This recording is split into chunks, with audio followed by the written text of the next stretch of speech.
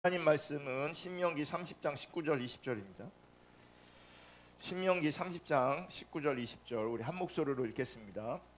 내가 오늘 하늘과 땅을 불러 너희에게 증거를 삼노라. 내가 생명과 사망과 복과 저주를 내 앞에 두었은즉 너와 내 자손이 살기 위하여 생명을 택하고 내 하나님 여호와를 사랑하고 그의 말씀을 청종하며 또 그를 의지하라. 그는 내 생명이시요 내 장수이시니 여호와께서 내 조상 아브라함과 이삭과 야곱에게 주리라고 맹세하신 땅에 내가 거주하리라.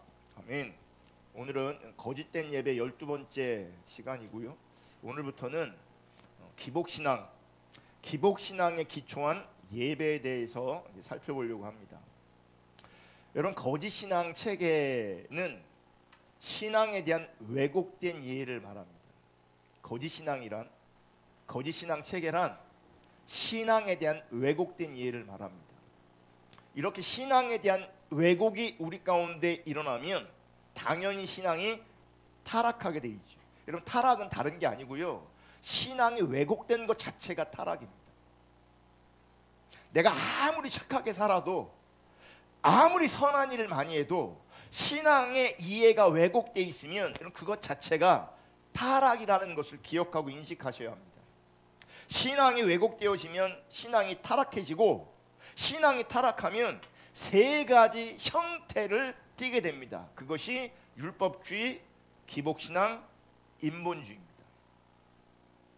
그러니까 거짓신앙 체계는 신앙에 대한 왜곡된 이해고, 이 신앙에 대한 왜곡된 이해가 율법주의, 기복신앙, 인본주의로 나타나는 것이고요. 이 율법주의, 기복신앙, 인본주의는 삼위일체처럼 뒤엉켜져 있으면서 서로 밀접한 관계가 있습니다.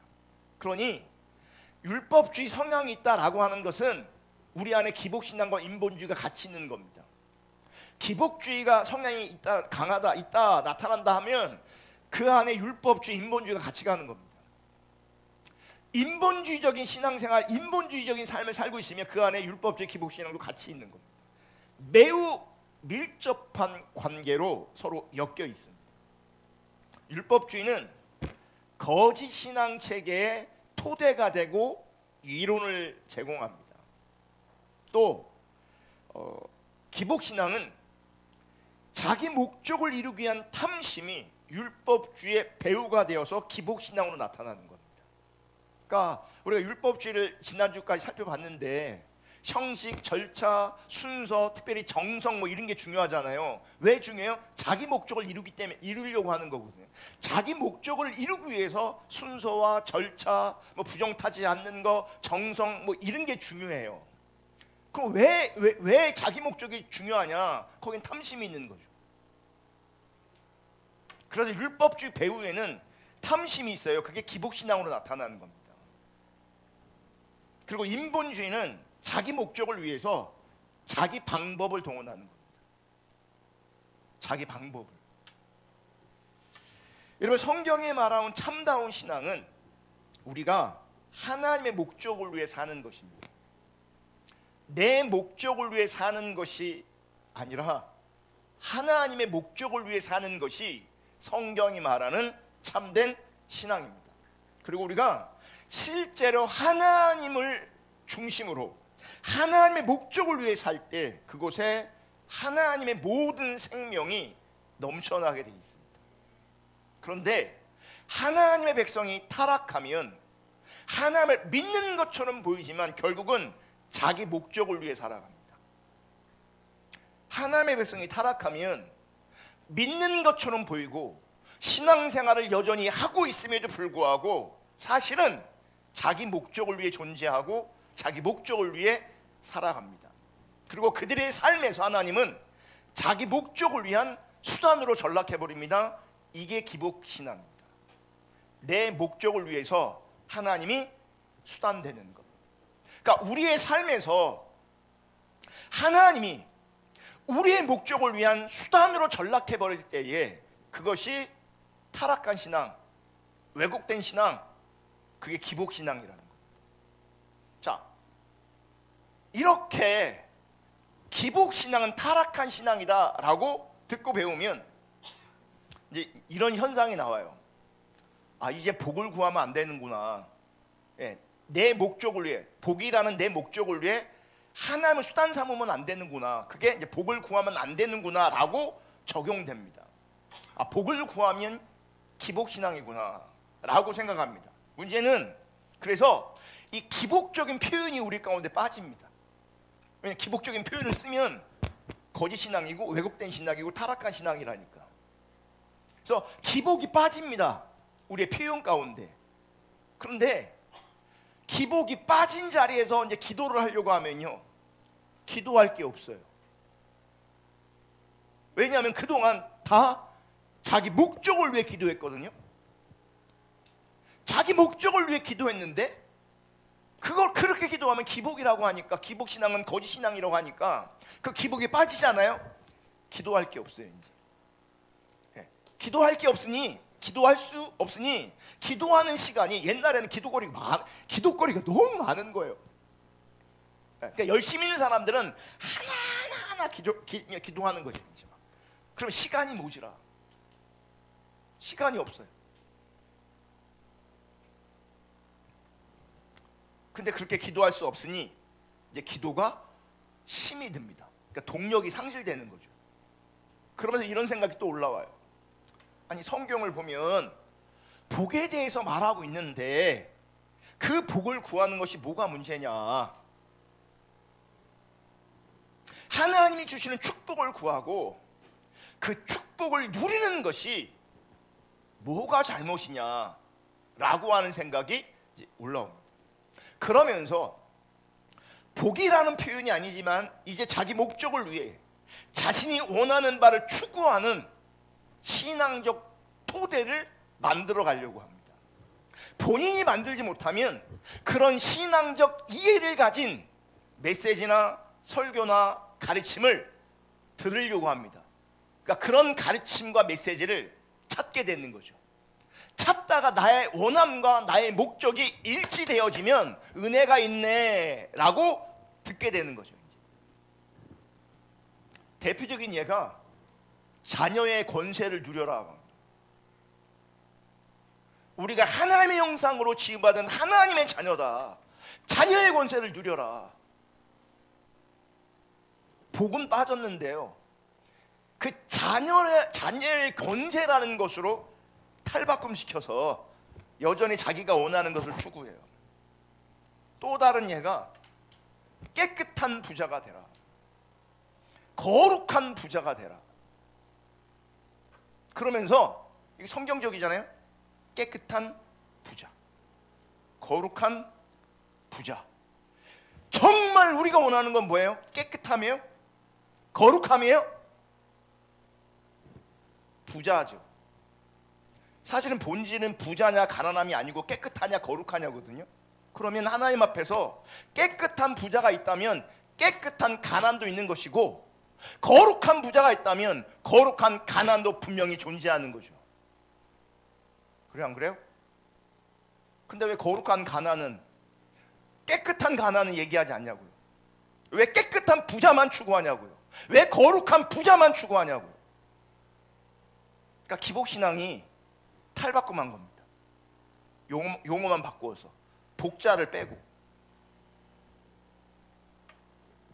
그러니까 기복신앙이 더 성경적으로 포장되니 사람들은 이거다라고 그걸 추구하는 거죠. 이제 자기 목적과 합하거든요. 기복신앙이 더 교묘하게 하나님의 백성들에게 파고들고 있는 거예요. 나는 자녀의 권세를 누리려고 하는 겁니다. 나는 깨끗한 부자를 추구하고 나는 거룩한 부자를 추구하는 겁니다. 그래서 하나님의 뜻을 위해 살려고 하고 하나님께 영광 돌리려고 하는 겁니다. 여러분, 성경을 보면 복에 대해서 많이 언급하고 있는 거 사실입니다. 그리고 하나님이 주시는 복을 누리는 것도 정말 중요한 겁니다. 그래서 우리는 성경이 복을 분명히 말씀하고 있기 때문에, 그리고 성경이 말하고 있는 그 참된 복을 누려야 하기 때문에 거짓 신앙이 왜 문제인지, 왜 잘못된 것인지를 더 분명히 알아야 되는 거죠. 그래서 참된 복이 무엇인지, 그리고 참된 복을 누리는 것이 무엇인지를 분명히 알아야 되는 겁니다. 그래서 성경이 말하는 그 진정한 복을 누리기 위해서 적어도 두 가지를 명확하게 우리가 이해해야 되는데, 그것은 성경이 말하는 복이라는 개념과 성경이 말하는 거짓이라는 개념을 분명히 이해할 필요가 있습니다. 그래서 오늘은 성경이 말하는 복에 대해서 우선 살펴보려고 합니다. 오늘 본문인 신명기 30장 19절 20절을 다시 보겠는데, 내가 오늘 하늘과 땅을 불러 너희에게 증거를 삼노라. 내가 생명과 사망과 복과 저주를 내 앞에 두었은즉 너와 내 자손이 살기 위하여 생명을 택하고 내 하나님 여호와를 사랑하고 그 말씀을 청종하며 또 그를 의지하라. 그는 내 생명이시요 내 장수이시니 여호와께서 내 조상 아브라함과 이삭과 야곱에게 주리라고 맹세하신 땅에 내가 거주하리라. 지금 하나님께서 이스라엘 백성들에게 어떻게 하시냐면, 한쪽에는 생명이 있고 한쪽에는 사망이 있어요. 그리고 같은 개념으로 복과 저주가 있어요. 그러니까 생명이라는 개념과 이 복이라는 개념은 같은 거예요. 사망이라는 개념과 저주는 같은 거예요. 그래서 육체를 입은 인간은 한편으로는요 저주 아래 있어요. 왜냐하면 다 죽어가요. 우린 다 죽어가고 있어요. 아멘. 그러니까 우리 인류가 왜곡된 삶의 가치관이 고착되어 있어서 사실 더 고달프고 더 고통스럽게 돼버렸어요. 특별히 힘 있는 자들이 왜곡된 생각을 가짐으로 말미암아, 가진 자들이 왜곡된 가치관의 생각을 가짐으로 말미암아 삶의 가치관이 너무 왜곡되게 고착화되어서 많은 사람들이 고통 아래 있어요. 더 큰 고통 아래 있어요. 어차피 죽어가는 인생인데, 어차피 다 죽는데, 그러면 우리끼리 왜 이렇게 경쟁을 해야 되냐고요. 치열한 경쟁 속에 결과가 분명히 다른 것이라면 치열하게 싸우고 치열하게 경쟁하는 게 맞죠. 근데 결국은 다 죽는데, 결국은 다 똑같이 죽는데 왜 이렇게 치열하게 살아야 되냐고요. 왜 이렇게 경쟁하며 싸우며 살아야 되냐고요. 결국 다 죽는데. 근데 이걸 인식을 안 하는 거예요. 그래서 한때 강하려고, 한때 잘 살려고 빼앗는 거죠. 억압하고 업어가는 거죠. 그래서 강한 자가 되려니 경쟁하고 강한 자가 살아남는 거예요. 강한 자가 다 가져버리는 거죠. 근데 결국은 다 죽는데, 아무리 많이 가져봐야 쓸모가 없는데, 그러면 결국 다 죽는 인생인데 서로 잘 지내면 얼마나 좋겠어요. 너도 먹고 나도 먹고 살면 얼마나 좋겠어요. 결국은 다 죽는 건데, 다 가져가지도 못하는데.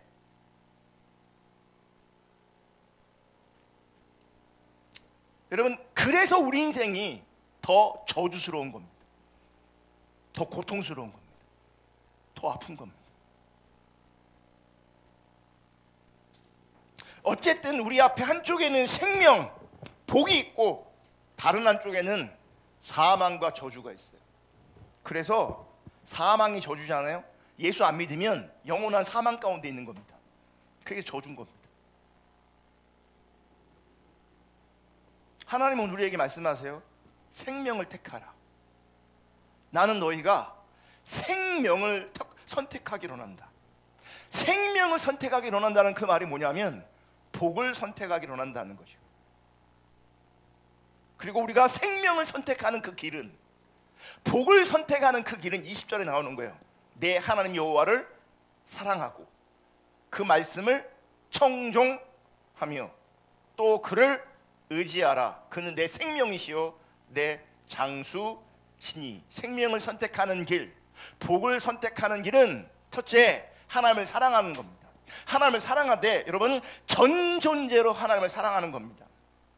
그리고 하나님의 말씀에 청종하는 것입니다. 그리고 하나님 그분만을 의지하는 것입니다.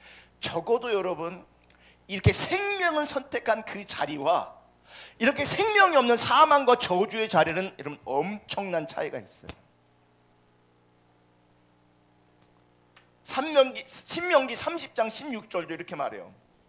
곧 내가 오늘 내게 명령하여 내 하나님 여호와를 사랑하고 그 모든 길로 행하며 그 명령과 규례와 법도를 지키라는 것이라. 그리하면 내가 생존하며 번성할 것이요 또 내 하나님 여호와께서 내가 가서 차지할 땅에서 내게 복을 주실 것임이니라.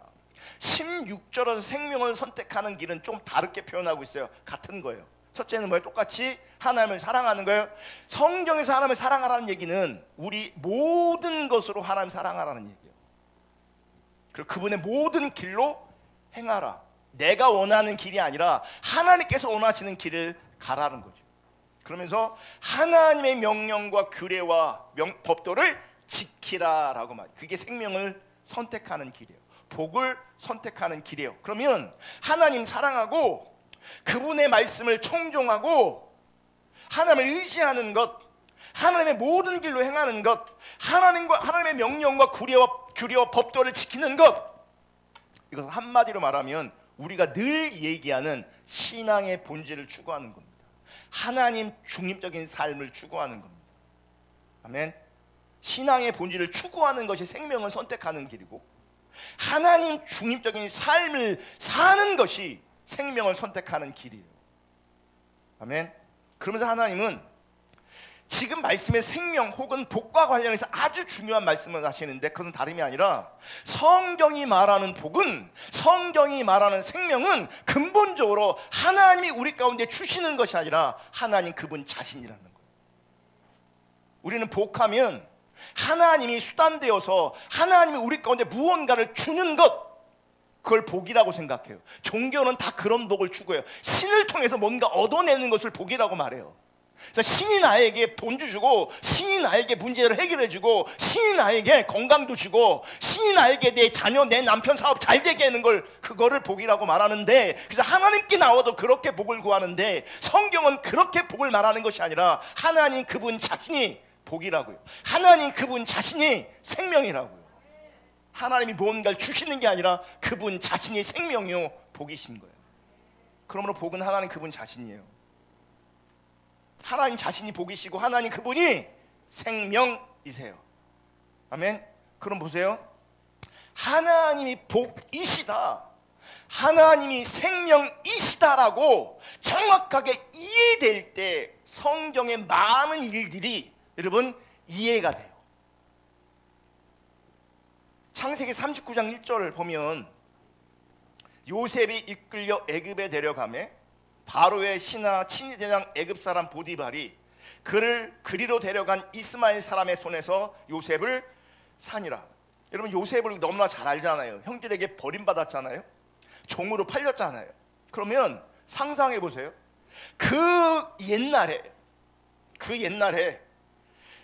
종으로 팔려간, 형들을 통해서 종들로 팔려간 요셉이 얼마나 힘들었을까? 그리고 얼마나 큰 상처를 받았을까? 아마도 살 소망이 다 끊어졌을 겁니다. 살 소망이. 그러니까 인생에 대한 그 어떤 기대도 할 수 없는 고통스러운 처지가 됐을 겁니다. 그러니까 우리가 사실은 이제 이렇게 얘기해봐야 자기가 가장 크니까 이해는 가지만 상대적으로 비교하면요 요셉의 상처에 비길 사람이 여기 없어요. 여기서 종으로 팔린 사람이 있냐고요? 없잖아요. 그러니까 상대적으로 여러분 힘들 때 요셉을 보세요. 이 인간이 나보다 더 심했구나. 쉽지 않다고요. 2절 여호와께서 요셉과 함께 하심으로 그가 형통한 자가 되어 그의 주인 애굽 사람의 집에 있으니.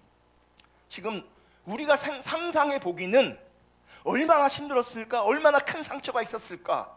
살 소망이 끊어진 것 같고 인생에 대한 그 어떤 기도도 할 수 없는 그런 처지일 것 같은데 성경은 뭐라고 말하고 있냐면 요셉을 향해 형통한 자가 되었다라고 말해요.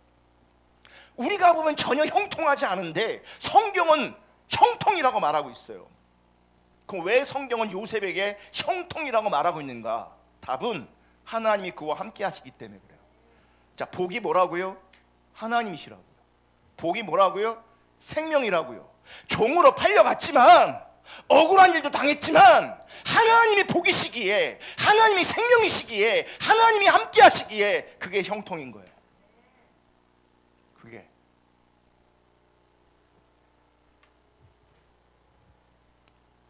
그래서 여러분, 복이신 하나님이 우리와 함께하는 것, 그게 형통이에요. 세상적으로 육신적으로 잘 되는 게 형통이 아니고요, 그게 성공이 아니고요, 하나님이 나와 함께 하시는 것 자체가 형통이고 복이에요. 그게 성공이에요. 그러니까 그래서 성경을 보면 어떤 하나님의 사람들은 풀무불에 들어갑니다.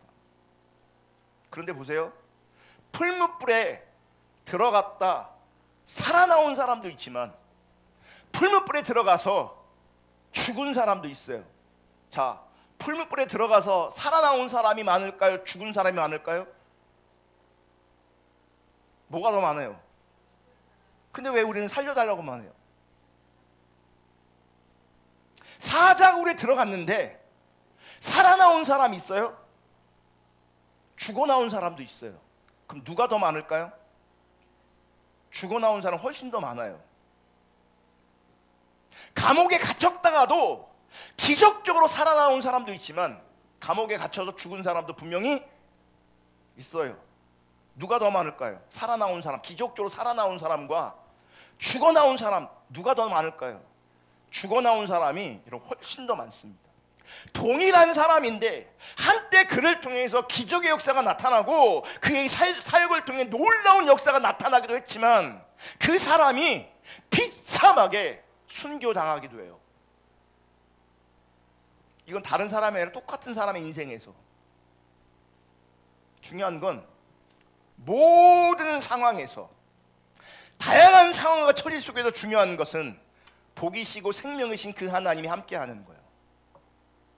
그분이 함께하는 것 자체가 복이고 생명이기 때문에 그분이 함께한 그 자리에 때로는 기적을 경험하기도 하고 때로는 고통을 경험하기도 하지만 핵심은 주님이 나와 함께 하시는 거야. 그게 복된 삶이에요. 사자굴에 들어가서 죽은 사람이 비참한 삶을 산 것이 아니라 눈에 보이기엔 비참한 삶이었지만 그가 하나님과 함께하고 하나님과 동행하는 인생이었다면 그는 사자굴에서 형통한 삶을 산 거예요. 그는 사자굴에서, 풀무불에서, 감옥 속에서 형통하고 성공한 삶을 산 거예요. 왜요? 하나님 그분이 함께 하시니까. 하나님의 복이시니까. 여러분, 반드시 인식하시고 기억하시기를 축복하는데 복은 하나님 자신입니다. 하나님 자신이 복이십니다. 그래서 복이신 하나님이 우리를 구원하는 겁니다. 생명이신 하나님이 우리를 구원하시는 겁니다. 기억하세요. 세상적인 복은 분명히 한때 나를 편하게 하고 나를 즐겁게 할 수 있어요. 부정할 수 없어요.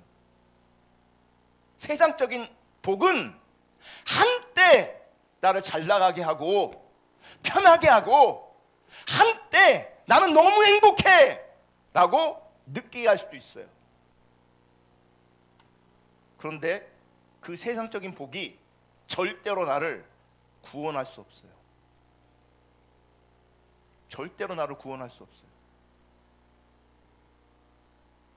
하나님만이 복이시고 생명이시기에 하나님 그분이 나를 구원으로 이끄시는 거예요.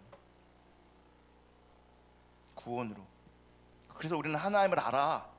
하나님으로 말미암아 구원을 이루는 자가 되어야 되는 거예요. 일부러 가난하게 살 필요도 없지만 중요한 건 부가 아니라고요. 구원받는 거라. 생명과 복, 하나님의 생명과 복이 이기기에 그분이 함께하는 것, 그분이 나를 생명으로 인도하고 구원으로 인도하고 그분이 나로 하여금 하나님 나라를 살게 하는 것, 그게 참된 신앙이라. 근데 우리는 우리의 구원을 이루지 못하는 세상의 것에 너무 많은 시간과 에너지를 쏟고 있어요. 그리고 세상은 그렇게 살도록 우리를 만들어 버렸어요. 그래서 복을 놓치게 만드는 거죠. 진짜 복을 놓치게 만드는 거죠. 진짜 생명을 놓쳐버리게 만드는 거죠. 기억하세요. 다 죽어요. 다 죽어요. 다 무너져요. 다 의미 없어져요. 끝내 마지막에 하나님이 복이라고 인정하는 사람들, 하나님이 생명이라고 인정하는 사람들만 살아나는 겁니다. 부활하는 겁니다. 사실 우리가 그거 바라고 사는 거 아닙니까? 저는 개인적으로 이미 경쟁에서 밀렸어요. 한국 교회를 사이즈를 줄 세우면 우리가 몇 번째 될 것 같으세요? 우리 교회 몇 번째 될 것 같아요? 위에서 찾는 것보다 밑에서 찾는 게 훨씬 더 빠를 것 같죠? 아니에요? 사실은 조금 위에 있어요. 왜 그러냐면 한국교회 80% 90%까지 보는데 미자립이래요. 우린 자립이에요. 안 믿기죠? 사실 위에 있어요 우리가. 그럼에도 불구하고 내 위를 보면 너무 많아요. 밀린 거죠. 근데 참된 성공은 그런 기준이 아니라고요. 그런 기준이 아니라고요. 물질을 가지고 줄 서면 여러분 몇 번째나 쓸 것 같아요? 우린 이미 밀렸어요. 대전 살고 있는데 뭘. 여러분 서울에서 보면 대전은 시골이에요. 우리는 광역시라고 이러고 있지, 서울에서는 그냥 지방이에요. 시골이에요. 우린 이미 밀렸어요. 아니에요. 그러니까 그게 아니라고. 그게 가치가 아니라고요. 그게 기준이 아니라고요. 복이신 하나님이 우리 가운데 거하시는 것, 생명이신 하나님이 우리 가운데 거하시는 거예요. 아멘. 세상은 절대 나를 구원할 수 없어. 하나님만은 나를 구원하세요. 조금 더 성경이 말하는 복에 대해 살펴볼 건데요. 여러분, 성경에서 말하는 복을 올바로 이해하기 위해서, 그리고 우리 신앙의 전반에 있어 매우 중요한 한 가지 법칙이 있어요. 그것은 하나님은요, 하나님과 함께하는 자들에게 함께하시고 하나님을 버리는 자는 버리신다는 겁니다. 우리는 이 법칙을 성경 여러 곳에서 발견할 수 있어요. 사용하는 표현과 용어는 좀 다를 수 있지만 결국 같은 거예요. 성경을 볼게요. 역대하 15장 2절. 그가 나가서 아사를 맞아 이르되, 아사와 및 유다와 베냐민의 무리들아, 내 말을 들으라. 너희가 여호와와 함께하면 여호와께서 너희와 함께하실지라. 너희가 만일 그를 찾으면 그가 너희와 만나게 되시려니와 너희가 만일 그를 버리면 그도 너희를 버리시리라. 하나님, 너희가 여호와와 함께하면 여호와께서 너희와 함께하리라. 너희가 만일 그를 찾으면 그가 너희와 만나게 되려니와 너희가 만일 그를 버리면 그도 너를 버리리라. 하나님 나를 안 만나줘요. 많은 분들이 이렇게 하소연하십니다. 사실은 그 말에 왜곡이 있습니다. 내 관점에서 몇 가지 때문에 찾는다고 스스로 여길지 모르겠지만 하나님 찾는 거 아니에요. 하나님은 다 아시잖아요. 중심에서 우리가 하나님을 찾잖아요. 그분 우리를 만나 지실 수밖에 없어요. 왜냐하면 그렇게 약속하셨기 때문에 그래요. 근데 내가 안 찾으면서 하나님 나를 안 만나준다고 얘기하는 건 그게 왜곡이라고요. 내가 하나님 안 찾고 있으면서 나를 안 만나주신데 하나님을 거짓말하는 분으로 우리가 만들어버리는 거예요. 그러니까 그게 신앙의 왜곡이에요. 찾으면 그분은 오시게 돼 있어요. 그분이 약속하셨기 때문에. 아멘. 그래서 우리가 그분을 버리면 하나님도 버리신대요. 스가랴 1장 3절. 그러므로 너는 그들에게 말하기를, 만군의 여호와께서 이처럼 이르시되 너희는 내게로 돌아오라. 만군의 여호와의 말이니라. 그리하면 내가 너희에게로 돌아가리라. 돌아가면 그분께서 돌아오세요. 사무엘상 2장 30절. 그러므로 이스라엘 하나님 나 여호와가 말하노라. 내가 전에 내 집과 내 조상의 집이 내 앞에 영원히 행하리라 하였으나 이제 나 여호와가 말하노니 결단코 그렇게 하지 아니하리라. 나를 존중히 여기는 자를 내가 존중히 여기고 나를 멸시하는 자를 내가 경멸하리라. 존중히 여길 때 그분이 나를 존중히 여기고 내가 그분을 무시하고 멸시하면 그분은 나를 경멸하세요. 야고보 4장 8절. 하나님을 가까이 하라. 그리하면 너희가 너희를 가까이 하시리라. 죄인들아 손을 깨끗이 하라. 두 마음을 품은 자들아 마음을 성결하게 하라. 여러분, 하나님을 가까이 하면 하나님이 나한테 가까이 오십니다.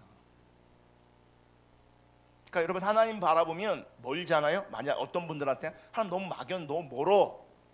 내가 하나님께 가까이 안 가서 그런 거예요. 그게 성경의 답이에요. 예레미야 29장 13절. 너희가 온 마음으로 나를 구하면 나를 찾을 것이요 나를 만나리라. 그냥 찾는 게 아니라 어떻게 찾으라고요? 온 마음. 그래서 사랑을 얘기할 때 그냥 사랑은 원래 온 마음이어야 되는 거예요. 그죠? 사랑을 얘기할 때 굳이 전 존재 이런 표현 안 써도 되는 거예요. 근데 워낙 사랑이 왜곡되어 있기 때문에 우리의 마음들이 나눠져 있기 때문에 전 존재로 하나님을 사랑하라고 말하는 거예요. 여러분, 하나님 사랑하라고 말할 때는 전 존재여야 돼요. 하나님을 찾을 때는 온 마음이어야 돼요. 진심이어야 돼요. 그래서 아까 야고보서의 4장 8절에 두 마음을 품은 자들아 마음을 성결하게 하라 그랬거든요. 두 마음을 품은 자들아. 그러니까 보세요. 나누어진 마음 자체가 여러분 더러움이에요. 마음이 그래서 봐요. 내가 내 아내를 사랑한다고 말하면서 다른 여자를 사랑하면 그거 더러운 거예요.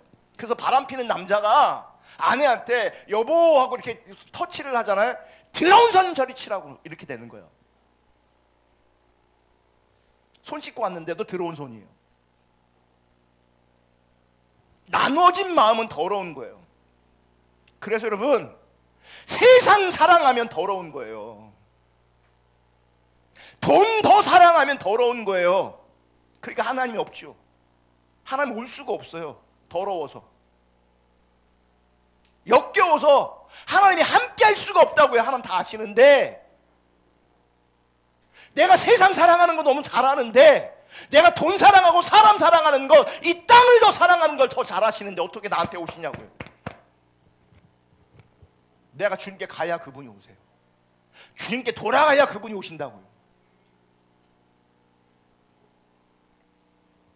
정리하면 우리가 하나님과 함께하면 하나님도 우리와 함께 하시고, 우리가 하나님을 찾으면 하나님이 우리를 만나주시고, 우리가 하나님께 가까이 하면 하나님도 우리에게 가까이 하십니다. 우리가 하나님께 돌아가면 하나님께서도 우리에게 돌아오십니다. 우리가 하나님을 존중하면 하나님도 우리를 존중하십니다. 제가 한 번은 어느 분이 옛날에 기도를 받았어요. 저는 기도해 주시는데 그때 마음이 너무 좋았어요. 기도 받으면서. 그때를 기억하면 떠올리면 이게 너무너무 감사해요. 그러니까 기도의 표현이 이렇게 저를 기도해 주면서 표현이 뭐냐면, 아들아, 내 아들 다윗도 너처럼 울었단다. 내 아들아, 내 아들 다윗도 너처럼 나를 찬양했단다. 이게 뭔지, 하나님이 나와 지금 함께 하시는 거예요. 지금 하나님 나를 아시는 거예요.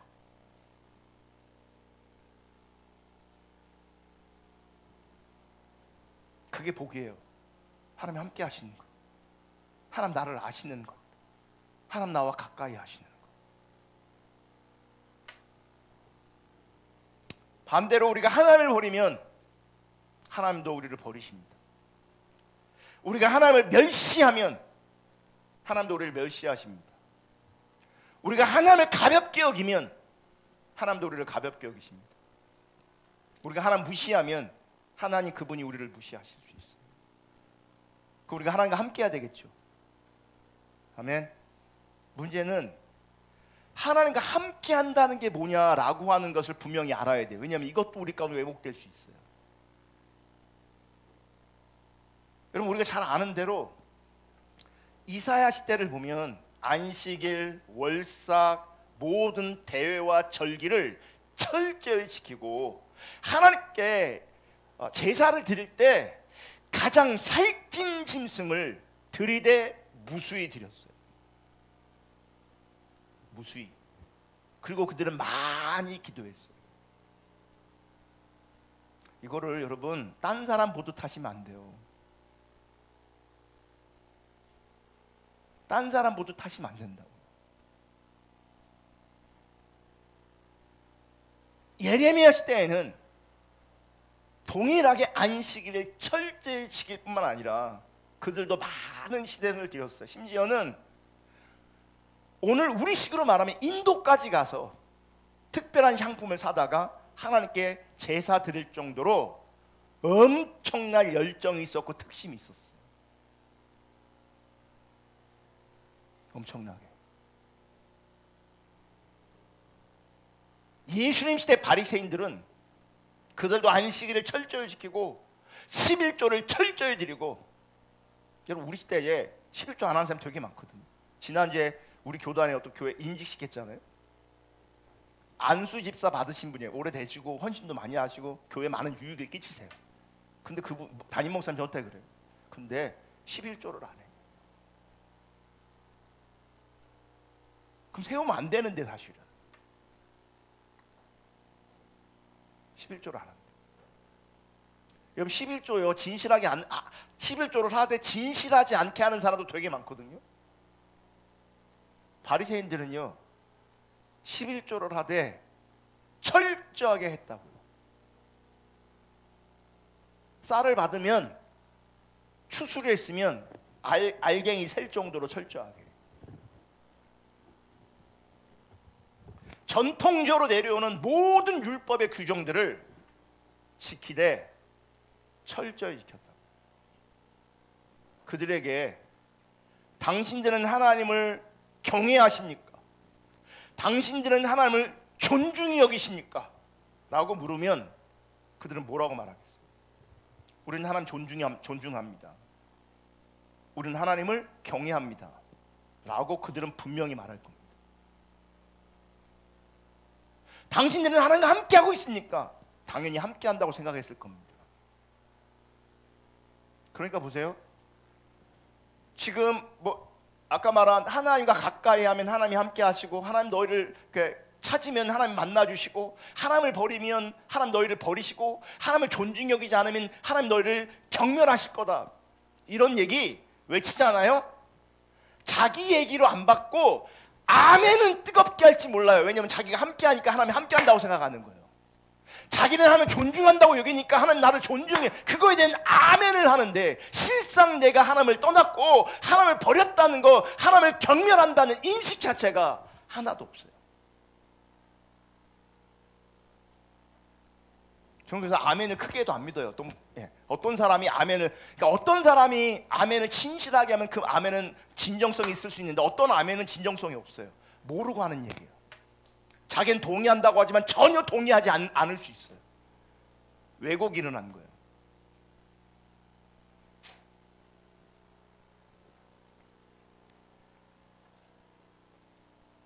그래서 하나님은 지금 이사야 시대, 예레미야 시대 바리새인들 동일하게 뭐라고 말씀하시냐면, 그들이 하나님을 버렸다, 그들이 하나님을 멸시했다, 그들이 하나님을 떠났다, 헛되이 신앙생활하고 있다, 똑같이 그렇게 평가하세요. 그러니까 보세요. 열심히 신앙생활하고 있는 그들은 하나님이 우리를 그렇게 본다는 인식조차도 못해요. 왜냐하면 자기 행위에, 자기 감정에 지금 갇혀 있어요. 근데 그래서 나름은 열심히 하는데, 하나님은 그들을 향해서 너희는 나를 버렸어, 너희는 나를 떠났어, 너희는 나를 지금 헛되이 예배하고 있는 거야 라고 하나님 말씀하세요. 근데 그 얘기가 들려요, 안 들려요? 안 들려요. 안 들려요. 선지자들이 당신들은 하나님을 떠났습니다. 무슨 개소리야 이러고 있어요. 안 들어요. 안 들려요. 그리고 자기들이 옳아요. 이사야 1장 4절 슬프다 범죄한 나라여 허물진 백성이요 행하게 종자여 행위가 부패한 자식으로다 그들이 여호와를 버리고. 이거는요 하나님이 그들의 상태를 보시고 그들에게 말씀하시는 거지, 실제 그들이 신앙생활하는 자리에서는요 부패하지 않았어요. 너무너무 열심히 잘하고 있는데, 근데 하나님을 떠나 있으니, 하나님과 상관없으니 하나님 관점에 내가 전혀 보이지 않는 거예요.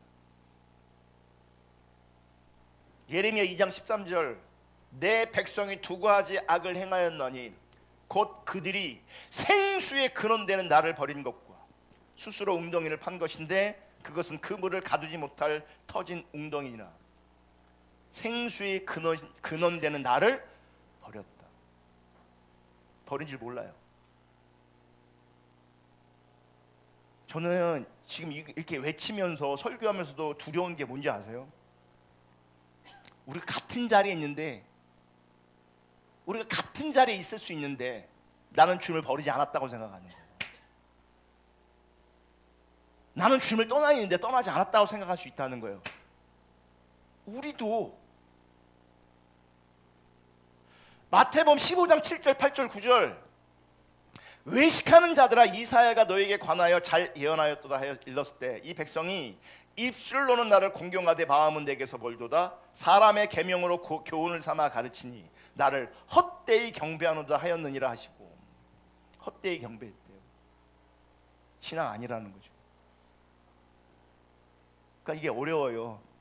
하나님의 관점으로 나를 보는 것, 하나님의 관점으로 내가 인식되는 것, 이게 어려워요. 신앙이 왜곡되면요 하나님의 관점이 없어져요. 하나님 앞에서 내가 보이지 않아요. 잘하는 내가 보이죠. 열심히 있는 내가 보이죠.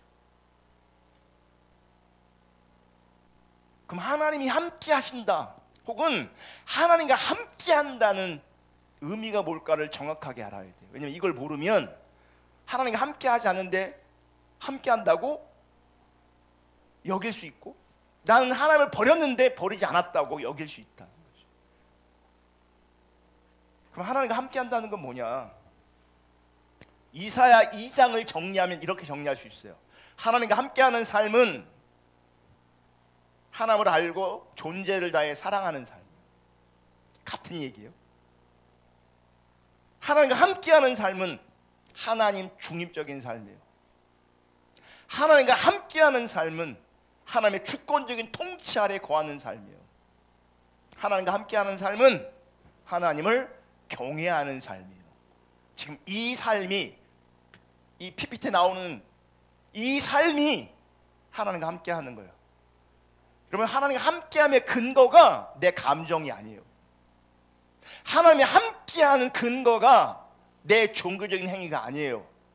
관계죠. 그래서 하나님을 알고 전존재를 다하여 그분을 사랑하는 삶, 하나님 중립적인 삶, 하나님의 주권적인 통치 아래 거하는 삶, 하나님을 경외하는 삶, 이게 하나님과 함께하는 거예요. 그래서 이 하나님과 함께하는 삶이 되어질 때 불 속에 들어가도, 감옥 속에 들어가도, 이런 일 저런 일을 만나도 중요한 건 뭔지요? 그 자리에서 하나님 중립적인 삶을 사는 거예요. 하나님 바라보는 삶을 사는 거예요. 하나님 알고 사랑하는 삶을 사는 거예요. 그게 하나님과 함께하는 거예요. 그럼 보세요. 하나님과 함께 하려면 여러분 기억하세요. 끊임없는 조정이 내 안에서 일어나야 돼요. 왜냐하면 우리는 하나님을 떠나려고 하는 강력한 경향성이 있어서 내가 하나님을 자꾸 떠나요. 그러니까 내가 자꾸 이렇게 하나님과 함께 하려고 해야 돼요. 그래야 그분이 나와 함께 하시는 거예요.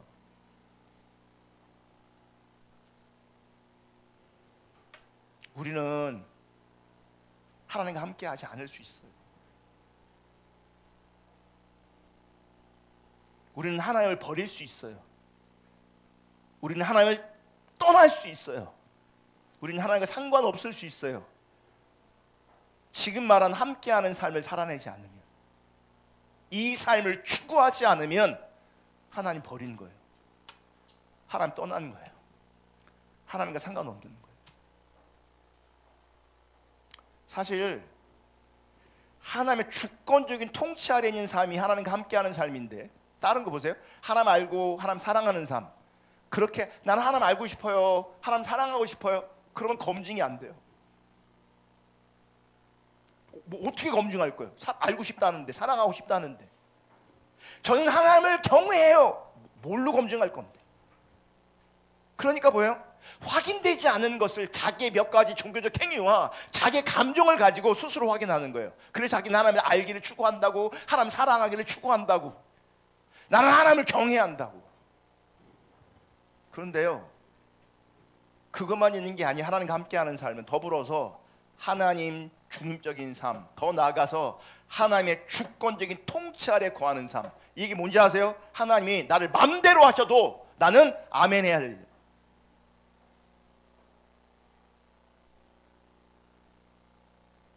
하나님 나를 가난하게 하셔도, 내가 원하는 인생을 내가 못 살아도 여전히 하나님 바라보고 그분 알기를 구하고, 그분 중립적인 삶을 오늘 살아낼 때에 그게 하나님과 함께하는 삶이에요. 근데 하나님 주권적인 영역에 들어가잖아요. 이제 다 이제 뽀록 납니다. 뽀록이 표준말이 아닐 건데 다 드러납니다. 하나님 안 사랑하는 거, 하나님 추구하지 않는 것, 하나님 경외하지 않는 것, 이 주권 아래 있는 것과 하나님 중적인 삶, 이걸 통해 다 드러납니다. 내가 하나님 없었구나, 내가 하나님과 함께하지 않았구나, 다 드러납니다. 그런데 신앙이 왜곡된 사람들은 여전히 내가 안식일 잘 지키고 있어요, 11조 철저히 지키고 있어요, 재물을 드려 나는 무수히 드리고 있어요, 나는 열심히 하고 있어요, 그것만 내세우고 있어요. 그게 신앙생활인 줄 알고, 그게 하나님과 함께하는 건 줄 알아요. 그러면서 사실은 하나님이 없는데 열심히 뭔가를 하면서, 자기 뜻대로 열심히 뭔가를 하면서 하나님이 나를 사랑하실 줄 믿습니다, 하나님이 나와 함께 하실 줄 믿습니다, 이러고 있어요. 사실은 하나님은 없는데.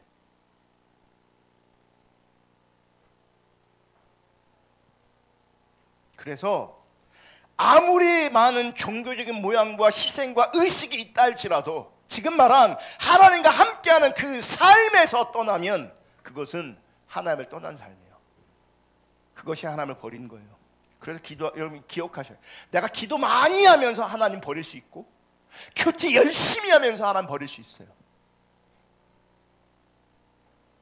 이런저런 헌신이 있으면서도 하나님 버릴 수 있어요.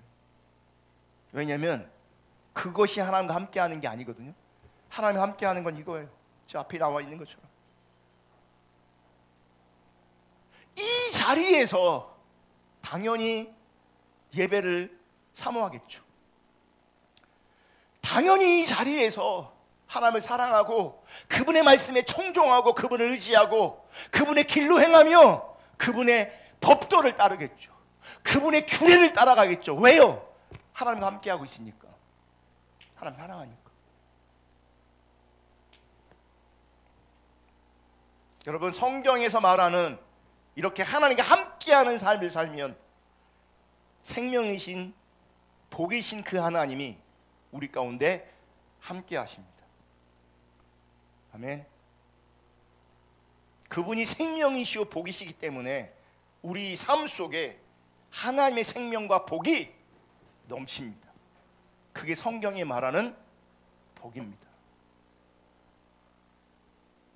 그러면 하나님이 우리 안에 복과 생명을 함께 하실 때 그건 뭐냐? 하나님의 실제를 말하는 거예요.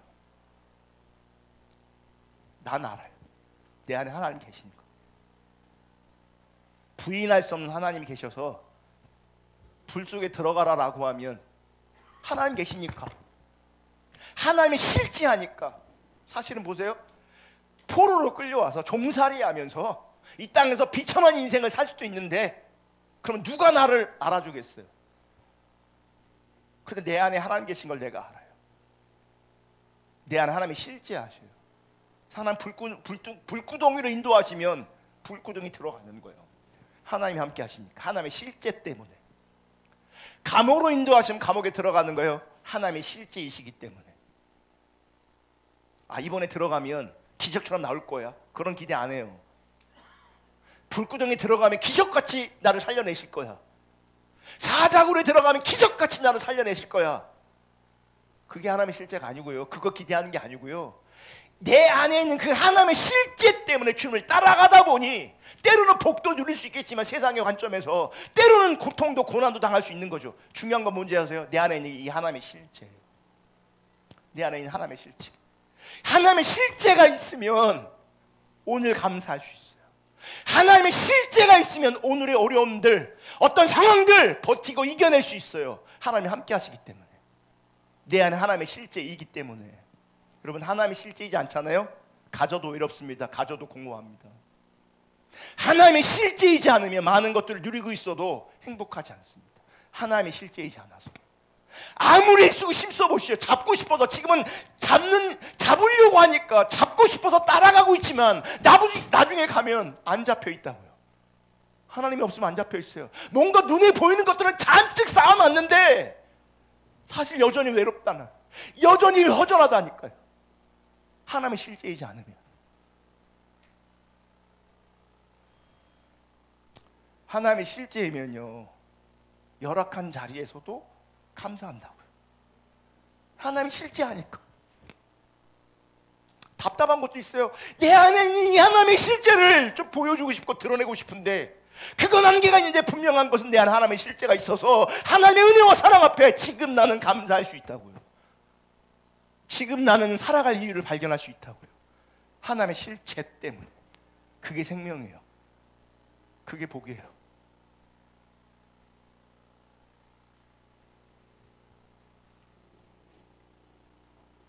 하나님의 생명은 부정할 수 없는, 내 안에 살아 역사하는, 존재하는 하나님의 실제예요.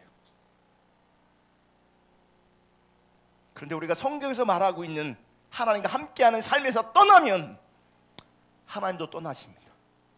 그러니까 그 하나님의 실제가 내 안에서 없는 거죠. 사라진 거죠. 여러분, 성경을 보면 특별히 우리가 추구하는 남은 자 신앙, 그 남은 자들에게는요, 이런 하나님의 실제가 그들 가운데 분명히 살아있는 걸 볼 수 있습니다.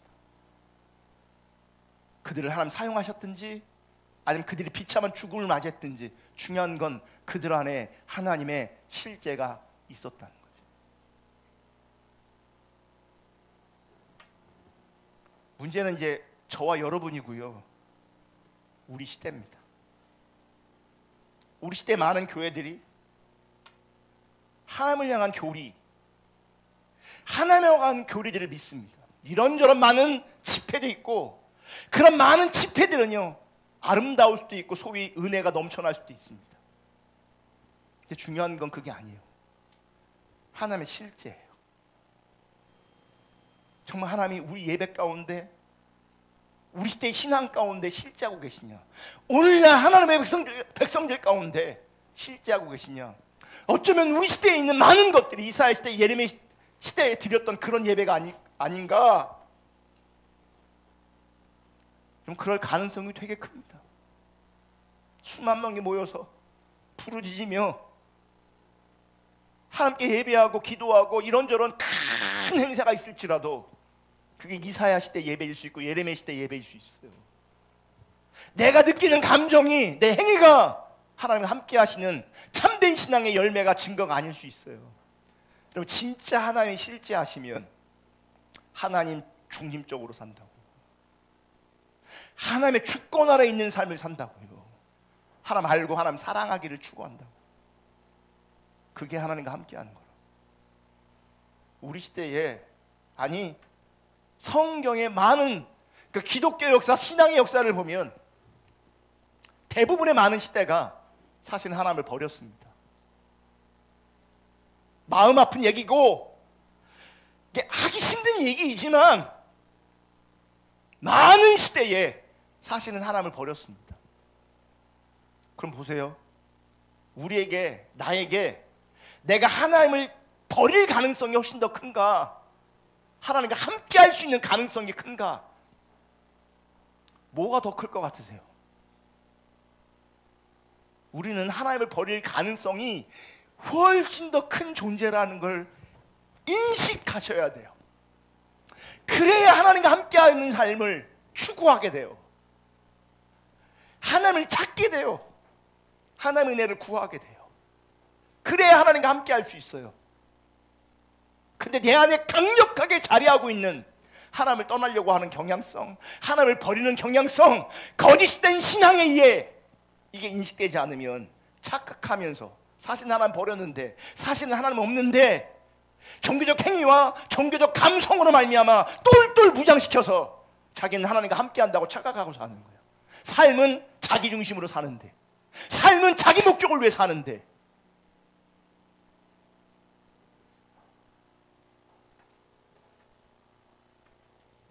여러분, 우리는 하나님 관점에서 얼마든지 하나님을 버릴 수 있다는 것을 기억하셔야 되고, 우리 시대는 이미 하나님을 버렸습니다. 우리 시대는 하나님을 버렸습니다. 그래서 애통함으로 우리가 주님을 찾아야 되는 거예요.